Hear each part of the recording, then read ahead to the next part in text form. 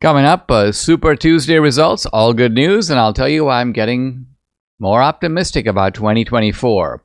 I'll consider an article insisting the only way for Israel to win is to make the Palestinians, quote, lose hope.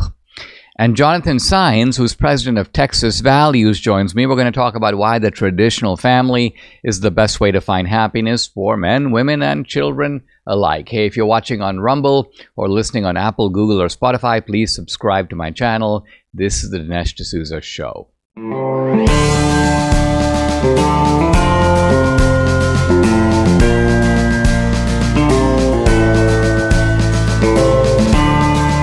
America needs this voice. The times are crazy. In a time of confusion, division, and lies, we need a brave voice of reason, understanding, and truth. This is the Dinesh D'Souza Podcast.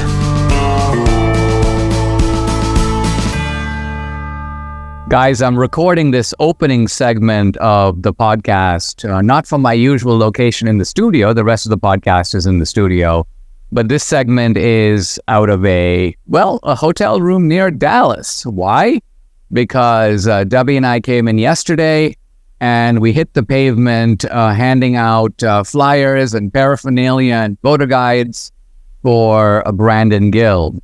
And boy, was it a big night last night. We went to the watch party. There were about 50 or 75 people there fired up. The thing lasted 5 or 6 hours. And in fact, our granddaughter, little Marigold, was, I think, having a tough time staying up through the whole episode, but she did. Now, it was a big night for Trump, annihilating Nikki Haley pretty much across the board. Nikki Haley eked out a victory in Vermont, and apparently that was aided and abetted by a bunch of Democratic voters who are allowed to vote in the Vermont primary. So, doesn't tell you a whole lot. And I was wondering, is Nikki Haley still going to stick it out after this? And reports this morning are no, that she's going to drop out. My guess is that her donors had enough. They don't want to put money into a black hole. And so it looks like Trump not only seizes the nomination, but as John King said on CNN last night, he goes, it's Donald Trump's Republican Party. So I think that's the significance of what we're witnessing now. The important thing at this point is to be magnanimous. There may be a MAGA spirit controlling the Republican Party, but that's not to say we don't want the Nikki Haley voters. We want everybody that we can get to vote Republican in November. So let's keep that in mind as we go forward. There's no point bashing candidates once they drop out of the race. It's a time for sort of petty mindedness to cease and to really try to bring everybody on board. With regard to Brandon, unbelievable. We had really been pushing to get Brandon over 50%, which would have been incredible. Why? Because there are 11 candidates in the race. It's almost unheard of for one candidate to whip all the other 10 combined. And yet we thought he can do it. There is a pathway to do it. Despite the $2 million ad spend against Brandon. I mean, mailers, radio ads, TV ads pummeling the district all the time for the last 2 weeks. But we thought still, Brandon has got such a good ground operation. He's got so much going for him that he should be able to get over 50%. And guess what? He got 58%. The number 2 candidate, a fellow named Scott Army, in fact, the son of Dick Army, the congressman you might remember from Texas, Scott Army got about 15%, and he was number 2. The other guys were all below 10%. And so an incredible, victory, not just for Brandon personally, but for Trump, who endorsed Brandon, Ted Cruz, a whole bunch of other people who had come in on this race. And so the MAGA spirit is clearly alive and well in Texas 26. I actually texted Trump late last night to let him know, hey, because he had called me to say, how's our boy doing, Brandon? Well, our boy got across the finish line. It should be a fairly easy romp to November because this is a Trump Republican plus 20 district. So it's a heavily Republican district. It'll be hard now for Brandon to lose the race in November. I don't think he will, particularly because he's shown he's such a strong candidate in the primary. But one of those elections where the primary pretty much is the general. So we're all excited for Brandon Gill. We're all excited for Donald Trump. We're excited for November, but there's a lot of work to do. So guys, let's get to it. Are you ready to lose weight but not sure where to start? I understand. Debbie and I were right where you are a year ago. Let me tell you why we chose PhD Weight Loss and Nutrition and why I so highly recommend their program. First, Dr. Ashley Lucas has her PhD in chronic disease and sports nutrition. Her program is based on years of research and is science-based. It works. Second, the PhD program starts with nutrition, but it's so much more. They know that 90% of permanent change comes from the mind, and they work on eliminating the reason you gain this weight in the first place. There are no shortcuts, no pills, no injections, just solid science-based nutrition and behavior change. And finally, probably most important, I lost 27 pounds, Debbie lost 24. We haven't gained the weight back. Why? That's because PhD Weight Loss and Nutrition has a lifelong maintenance program. So if you're ready to lose weight, keep it off, call 864-644-1900 to get started. Or you can go online at myphdweightloss.com. Do what we did, what hundreds of my listeners have done. Call today, 864-644-1900. As Christians, we have a sacred duty to honor and respect Israel and the Jewish people as God's chosen ones. In Genesis, God promised Abraham, I will bless those who bless you, and whoever curses you, I will curse. This covenant remains binding today. Israel is a chosen nation that the Lord will never abandon, but one day renew completely. I'm honored to support Voice of Judah Israel. It's VOJI, V-O-J-I. It's a messianic ministry focused in the heartland of Israel. VOJI encourages evangelism, discipleship, and church planting in the land of Israel. VOJI also uses humanitarian outreach to support all Israelis. So let's fulfill our duty as Christians. Let's bless the Jewish people. The fields are ripe for harvest in the Holy Land where our faith was born. So will you seize this moment, rise up with Voice of Judah Israel, empower the Jewish people. Let's fulfill our duty as Christians. Let's bless Israel and communicate to them that they are not alone. Your financial support ensures the ongoing ministry of Voice of Judah Israel. Visit vojisrael.org/Dinesh. That's vojisrael.org/Dinesh. There is an ongoing debate about the Israeli reaction to what happened on October 7th, the Hamas attacks. And most of the reaction is coming from the left, and it is an attack on Israel. And it's an attack on Israel's supposed kind of unrelenting war on Gaza and on the Palestinians. And we see some admittedly fairly shocking photos about Gaza in rubble. We see images of huddled Palestinians. We see this, most recently, the United States dropping aid packages out of the air. And all of this is giving the idea that Israel is going too far. The Biden administration has been talking about the fact that they might pressure Israel into accepting some kind of a two-state solution. Of course, there's nothing new about this idea. It's been around for decades. But the immediate goal of the Biden regime is a ceasefire, return of the hostages, creating a pathway for aid to flow to Gaza. But the longer-term view is to somehow get to the roots of the problem, to create a Palestinian state where Palestinians feel that they have autonomy. And there's a pretty interesting article that I read by Richard Hanania, which takes a rather bold view, and I want to discuss the context for the article and discuss the argument of the article. The article is somewhat startlingly called, Israel Must Crush Palestinian Hopes. Now, we don't often hear someone advocating, you got to crush the hopes, not just of an individual, but of an entire people, in this case, the Palestinians. But this is basically how Richard is, and I've had Richard on the podcast. He's a very smart guy.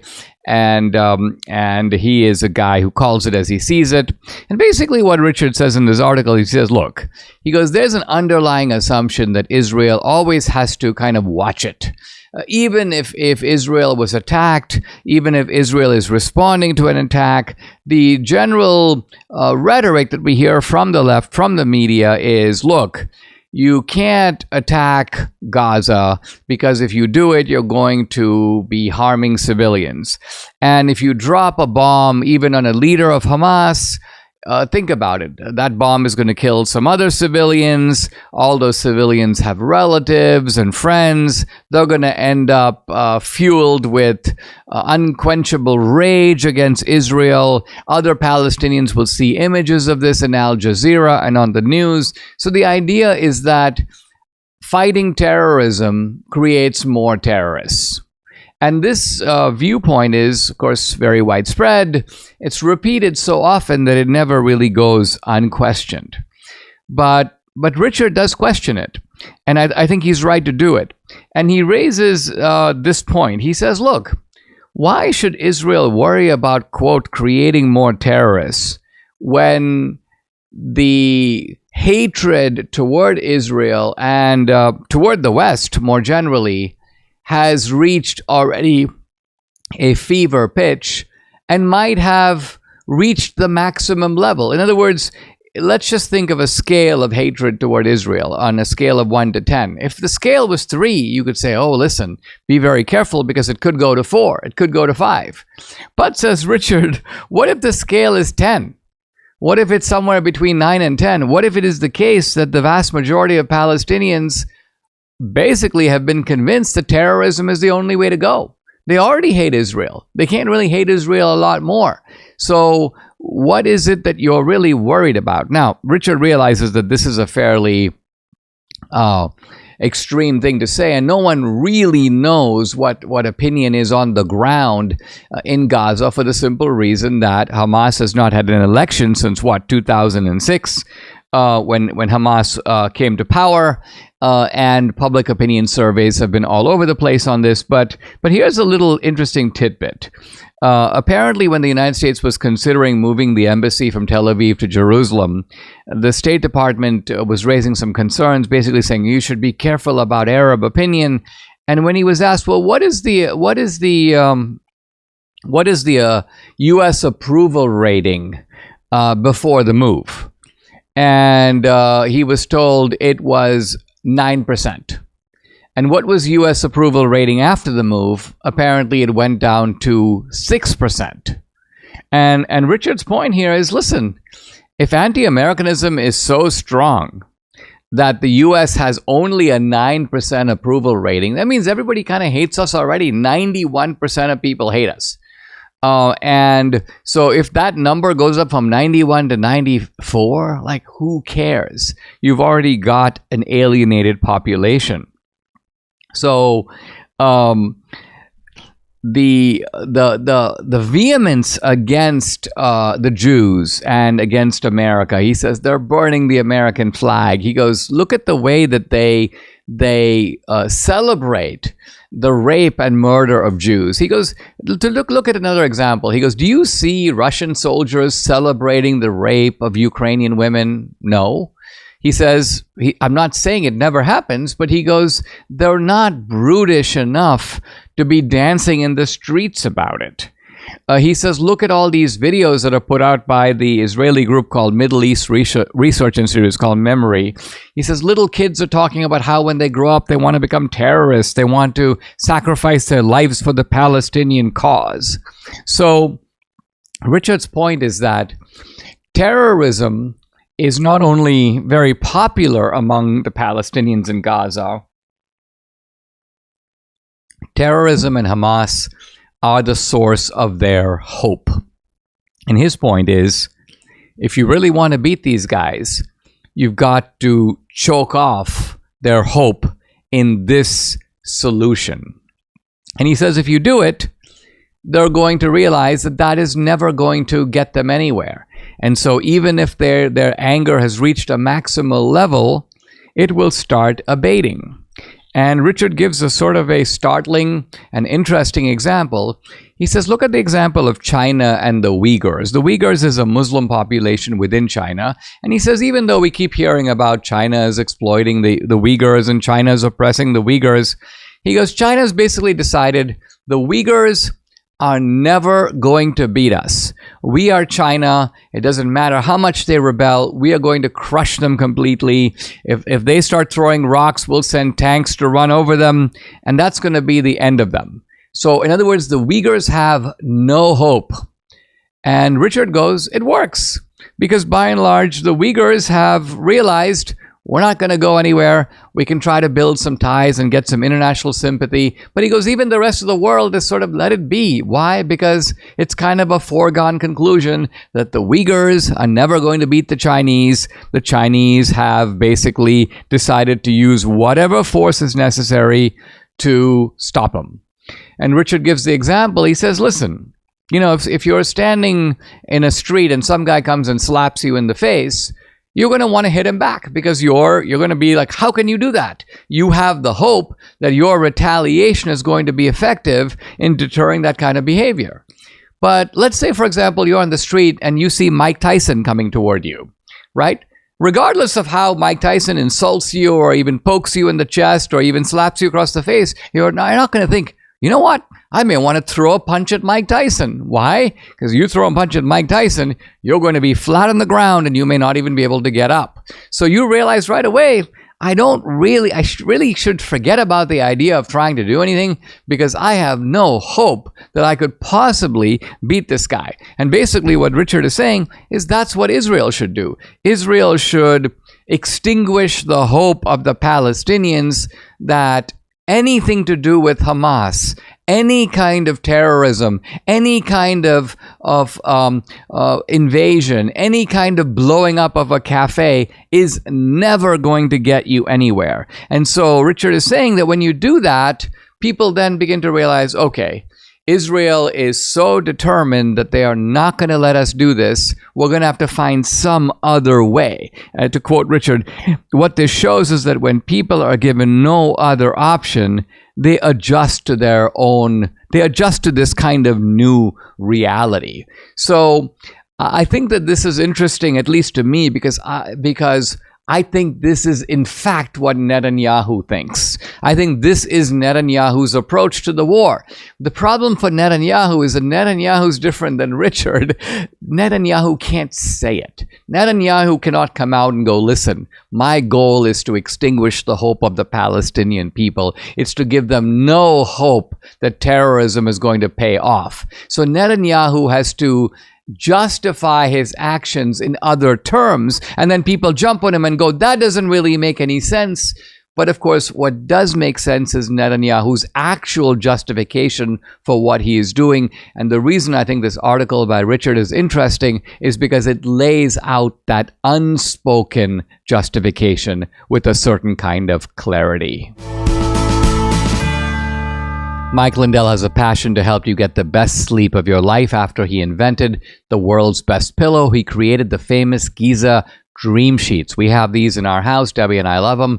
They're the best sheets you will ever sleep on. For a limited time, you will get a queen size set for $59.98, king size just $69.98, the lowest prices in history. Mike and the MyPillow gang, they continue to be canceled by big box stores. They're attacked by the media, so they really appreciate all of your great support during these times. They want to thank you by giving you the best specials on all their products. To get the specials, go to MyPillow.com, or you can call 800-876-0227. The number again, 800-876-0227. Make sure to use promo code Dinesh. You get the famous Giza Dream Sheets, queen size $59.98, king size $69.98. By the way, 60% off the original My Slippers. So call 800-876-0227 or go to MyPillow.com. Don't forget to use the promo code DINESH, Dinesh. Guys, if you'd like to support my work, there's an easy way to do it. Join my Locals channel. I post a lot of exclusive content there, including content that is censored on other social media platforms. On Locals, you get Dinesh Unchained, Dinesh Uncensored. You can also interact with me directly. I do a live weekly Q&A. No topic is off limits. I've also uploaded some cool films to Locals, documentaries and feature films. 2,000 Mules is up there, so is the new film, Police State. And by the way, if you're an annual subscriber, you can stream and watch for free. It's included. So check out the channel. It's dinesh.locals.com. I'd love to have you along for this great ride. Again, it's dinesh.locals.com. Guys, I'd like to welcome to the podcast a new guest, Jonathan Saenz. He's the president of Texas Values, a nonprofit group that advances a culture of family values in the state of Texas. By the way, before this, he was at First Liberty Institute, where he was director of legislative affairs, also an attorney for First Liberty Institute. The website for Texas Values, txvalues.org. You can follow Jonathan on X at txvalues. Jonathan, welcome. Thanks so much for joining me. Right before we started rolling here, you were telling us about this bizarre satanic statue at the University of Houston. Give us the details. Well, Dinesh, it's great to be with you, and it's great to call you a fellow Texan. And so I know you've gotten settled in pretty well in the Lone Star State, so we're excited about that. Look, over the past 2 or 3 weeks, if not the past month, stories have been breaking that the University of Houston has been celebrating, really putting on feature, if you will, this satanic statue, this abortion idol. It's hard to sort of wrap your head around a accurate description of it because, there's a lot of different adjectives that can be used. But the current status of things is it's on the University of Houston campus. And you may know this as being in this area. University of Houston is one of the largest college campuses in the state. You've got UT, you've got Texas A&M. University of Houston, with about 35 to 40,000 students, overall enrollment is right there. It certainly is the largest university in the fourth largest city in the country, in Houston. And so when things happen there, they get a lot of attention. But this statue actually came from New York. There's a couple of different reasons why it exists, but a big part of it is to push back on the Roe versus Wade reversal decision. It also, in some ways, some people suggested it's a way to, glorify, Ruth Bader Ginsburg, a variety of different things. But it's, if you look at artistically and some of the connections to it and historically, the background are satanic and devil in nature. All right, when you look at some of the words that have used to describe it and some of the people that have talked about it that support it, it's got these weird looking horns, and it's just, and it's troubling in many ways because we know Texas has worked very hard to continue to be a pro-life state. Not only is that where Roe versus Wade came from here in our state and it was overturned, but we have a lot of pro-life laws that have been upheld, the Texas heartbeat law and others. And so we're moving forward as a pro-life state that loves them both, the mother and the child. And so, for the University of Houston to, and this is what we understand, use taxpayer dollars, their own money, to transport this statute down to the state of Texas, to the University of Houston, to give it a lot of, glory, if you will, is very troubling. Now, what we understand is the university has backed off sort of celebrating it. They were supposed to have a ceremony. So now they're sort of saying, oh, we're going to leave it there as, it has some artistic value to some people, to them, I guess. And but earlier this week or last week, when this comes on Wednesday, there was a protest, a prayer march, over 100 people there, a lot of media attention, as you might imagine, a lot of students, people that are pro-life, and they don't think this represents their values at the University of Houston. Jonathan, at Texas Values, you've set up a website that is that stresses that one can love the mother as well as the child. It seems like you're making an effort to kind of affirm the culture of life in Texas and emphasize that protecting the child is also in the interest of the mother. You're actually helping both. No, that's absolutely right. The website's called lovethemboth.texas.com.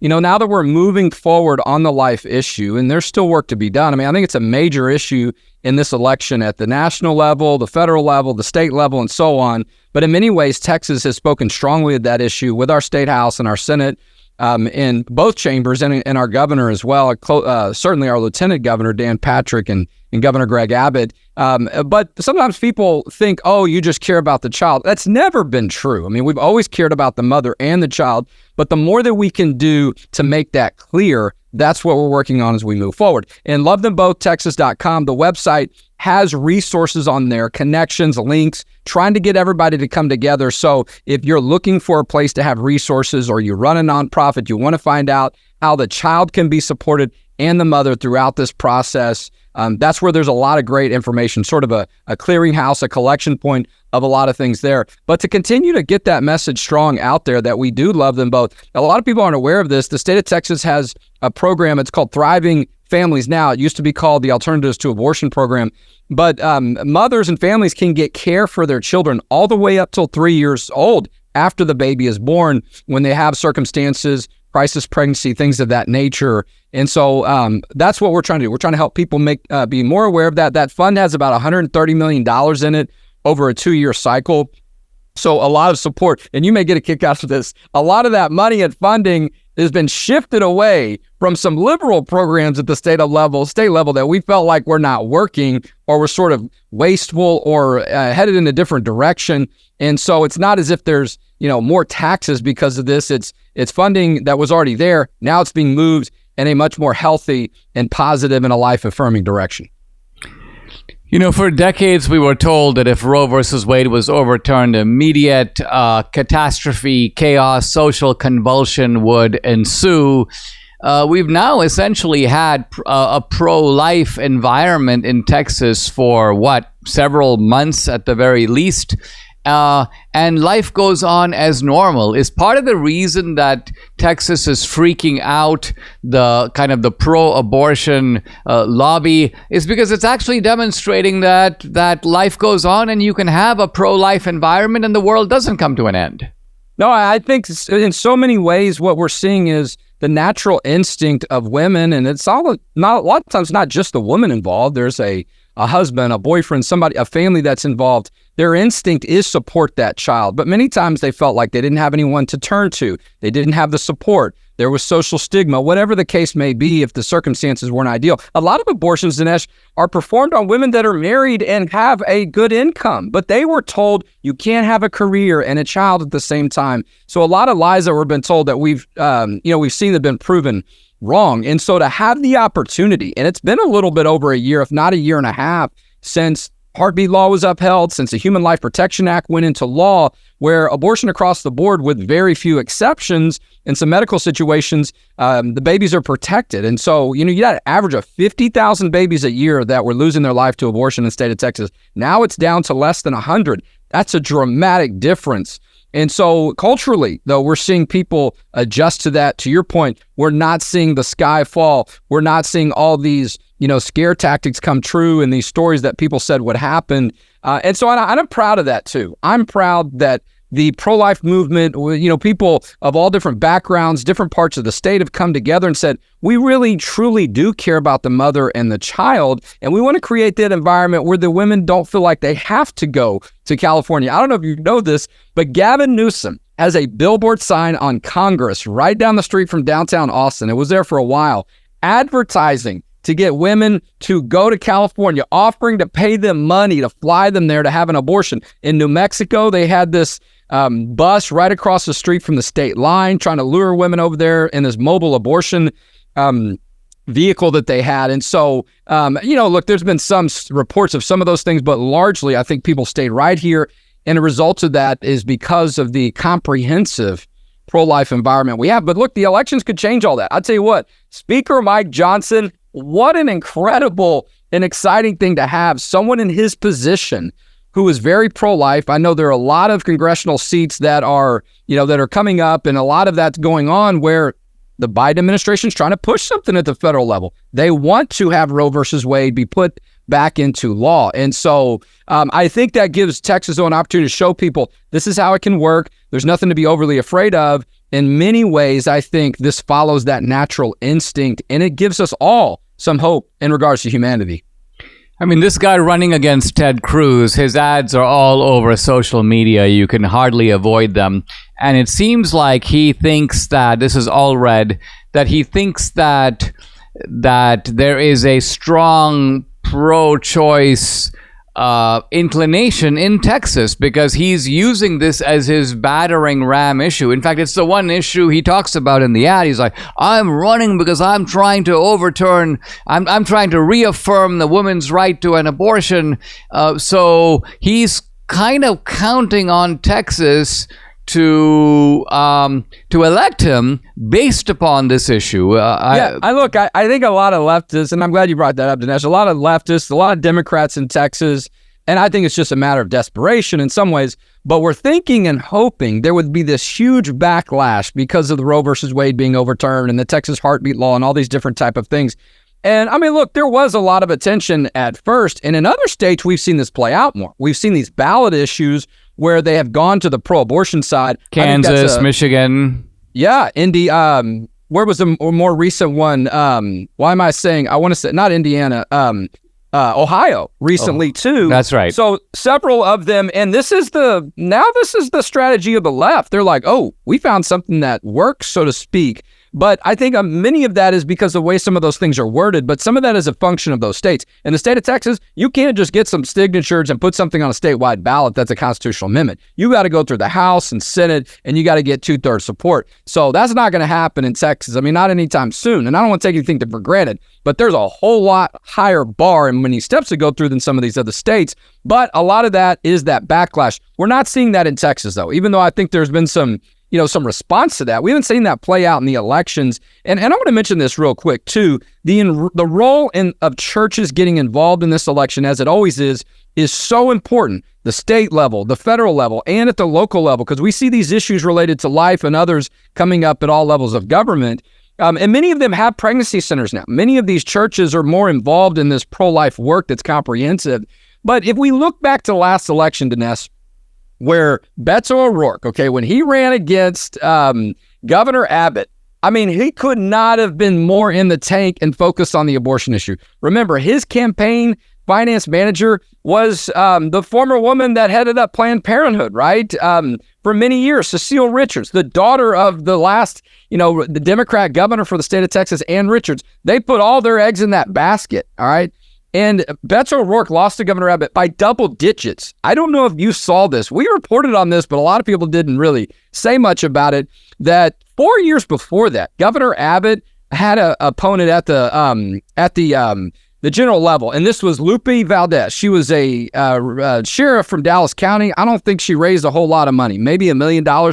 She got more votes against Governor Abbott than Beto O'Rourke did, which is just embarrassing. But I think there's at least something in there that shows that when it comes to a statewide ballot, that life issue has not been strong for the Democrats. And it might have allowed them to be where they were. Beto may have lost by more if that was not the case. But in some of these other areas, when it's not statewide, you might see some of that play out a little bit more. So we got to be smart about our messaging. I don't think a lot of people knew who Colin Allred was before he decided to run for election. My sons are football fans. They're big Cowboys fans. I don't remember hearing about him. I'm not trying to be rude about his football career. I'm just saying I don't think he had a lot of name recognition, but he certainly has been on the blitz. You're right about that. It's hard to avoid it. Look, in Senator Cruz, he's not afraid of a fight. He had one, several years back with O'Rourke, and so I think they learned a lot from that. And I think they're going to continue to be strong. And, look, Colin Allred's got to win the primary in his own party before he gets ready to take on Ted Cruz. That's not a sure thing for him. Jonathan, we were talking a little bit earlier, and you were telling me that even the border has a kind of important connection to, of course, the family issue that you stress at Texas Values, but also the life issue. How would you frame that issue in terms of what's happening at the border? Well, I appreciate you bringing that up. Look, the Texas Values have been around for over 10 years. I've been involved in this work for close to 20 years, working with Kelly Shackelford as a religious liberty lawyer, but then being asked to go to the Capitol, working on state policy issues, and over time, getting involved in a lot of election-related issues, but always being in the state of Texas. I'm fifth-generation Texan.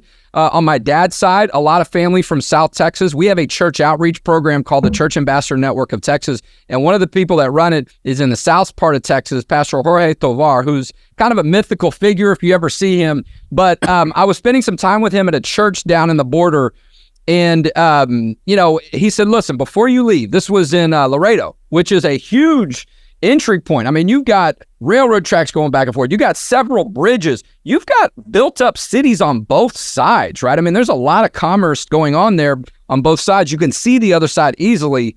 And so he said, listen, before you leave, let me take you to the border. And I said, listen, I really don't have time. I got to get back up to Austin.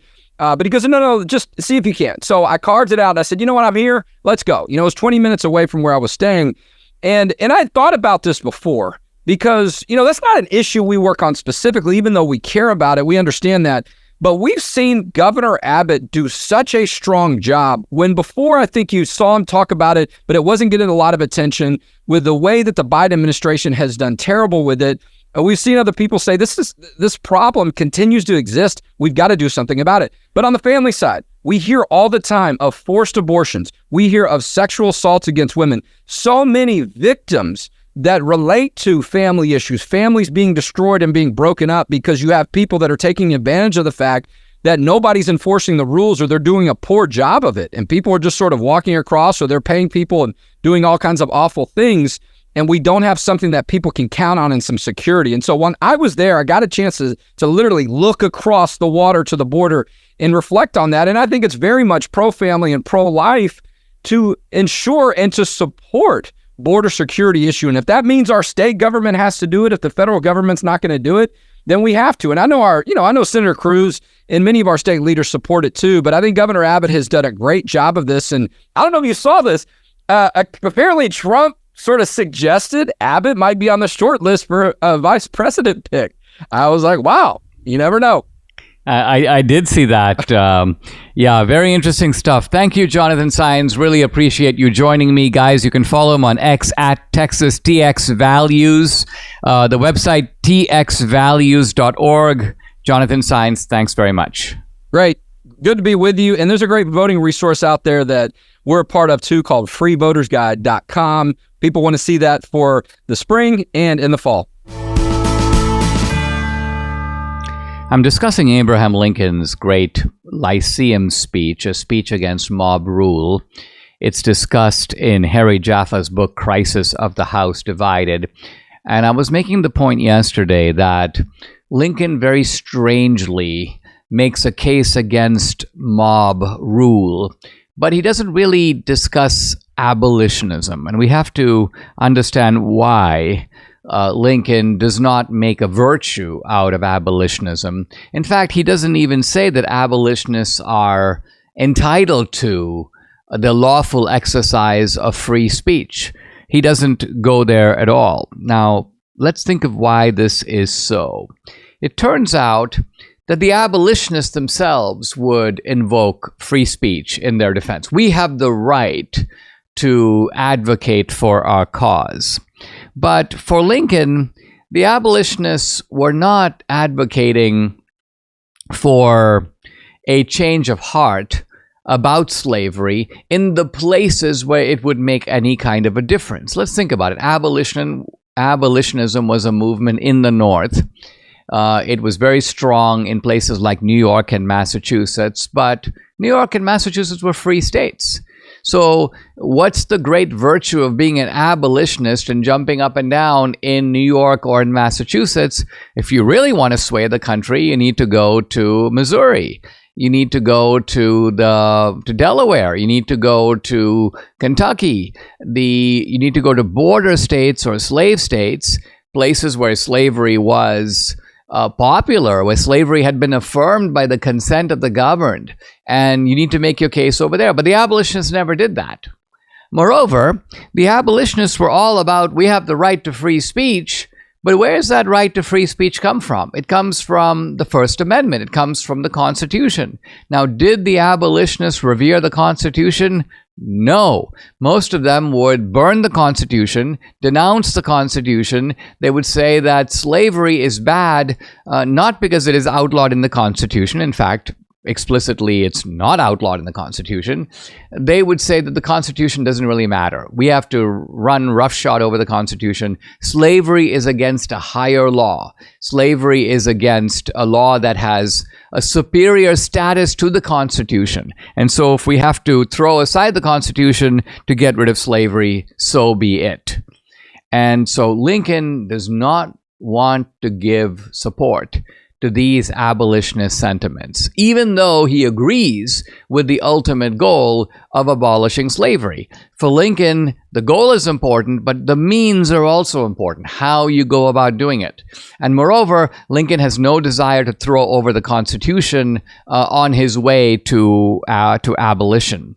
So it's not that Lincoln is not sympathetic to the abolitionists, but Lincoln is withholding that sympathy both because he doesn't approve of what the abolitionists want to do to the Constitution, but there's also a second reason. Abolition and abolitionism is extremely unpopular in the Midwest and in the South. And Lincoln is in a very interesting position where Lincoln is trying to reach people who are, you may say, in the middle. And so Lincoln's point is, I'm not going to defend the anti-slavery cause at its furthest extreme. Why? It's kind of like say you're trying to persuade somebody about abortion. And you essentially go, let me start talking about rape and incest and why abortion should never be allowed in cases of rape and incest. Well, wait a minute.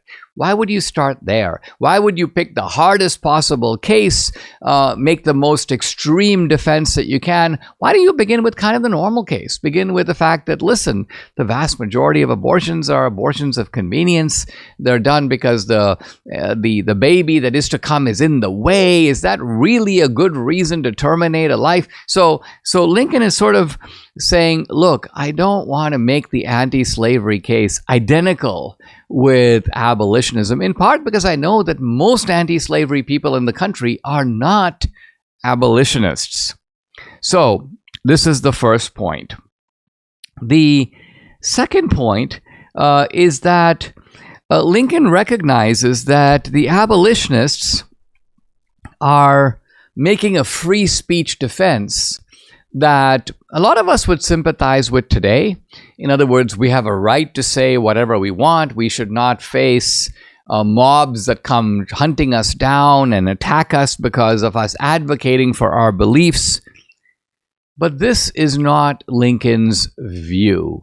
In fact, it should be said that this view of the First Amendment, which essentially says that you have a right to say whatever you want, whenever you want it, both in the political sphere and beyond the political sphere, artistic expression and so on.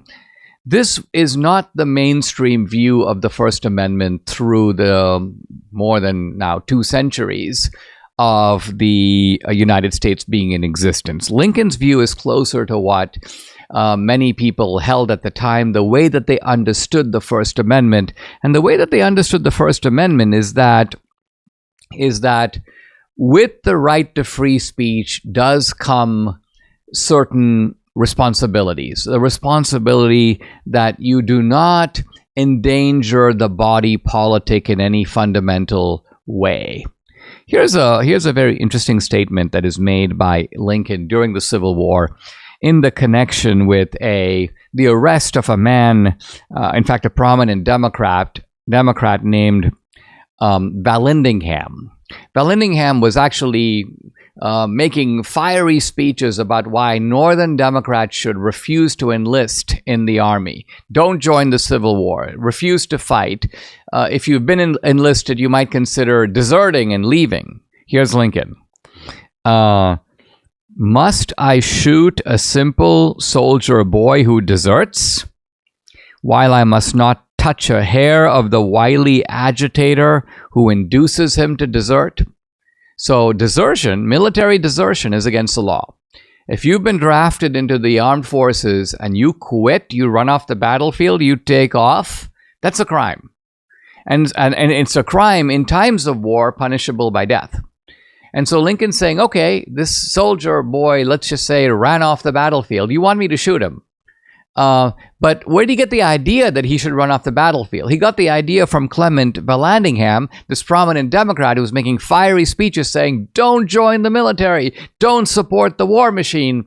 So Lincoln's point is, you now want me to shoot this guy and leave the guy who talked him into it alone? Now, of course, the guy who talked him into it could say, well, I have a free speech right to advocate for whatever I want. But Lincoln does not agree. Lincoln actually goes on to say, quote, "I think that in such a case, to silence the agitator and save the boy is not only constitutional, but withal a great mercy." Notice the interesting language that Lincoln uses. It's not the language of rights, it's the language of mercy. Lincoln's point is, look, this kid who runs off the battlefield is not the bad guy here. The bad guy is the wily agitator, in Lincoln's term, who is encouraging desertion. That guy needs to be punished, even though it must be said that that guy didn't run off the battlefield himself. That guy only used words. That guy was, quote, exercising his First Amendment rights. But according to Lincoln, there are no such rights in that situation. Now, for Lincoln, rights don't exist, you may say, in the abstract. Rights are part of a constitutional structure, and the constitutional structure protects those rights. So the way Lincoln looks at it is that it's not ultimately about whether you protect this right or that right in isolation. Even in the very famous case later in the Civil War where Lincoln suspended the right to habeas corpus, kind of a right to due process, and an important right, to be sure. And Lincoln suppressed it, he said, under necessity. In fact, Lincoln's constitutional argument went like this. He goes, listen, it is Congress's job to suspend the right in times of emergency, but the outbreak of the Civil War has made it impossible for Congress to even meet. And since Congress is not in a position to exercise its role, I, in the executive branch, can do it for them. Now, this is, you can debate this and whether Lincoln was able to sort of usurp, you may say, a prerogative of Congress and exercise it for the executive branch. But here's what Lincoln says when he's pushed up against the wall on this. He basically goes, look, he goes, do you want me to fastidiously uphold this one single right, which is to say the right to habeas corpus? And what if in trying to do that, the whole ship of state goes underwater? The whole country is destroyed. So if that happens, isn't it true that all your rights go away? Isn't it true that the whole Constitution becomes essentially a dead letter? So if you're trying to save the Union, you're trying to save the ship of state, you're trying to keep it afloat, that is the framework in which your rights exist. And so saving the ship takes priority over saving this right or that right understood in isolation. So the point here is that even though it is available to Lincoln to make a full-throated free speech defense of abolitionism against the mob, Lincoln, even though this argument is available to him, he doesn't use it. Why does he not use it? Because he doesn't agree with it. He's going to make the case against mob rule in other ways. Subscribe to the Dinesh D'Souza podcast on Apple, Google, and Spotify, or watch on Rumble, YouTube, and SalemNow.com.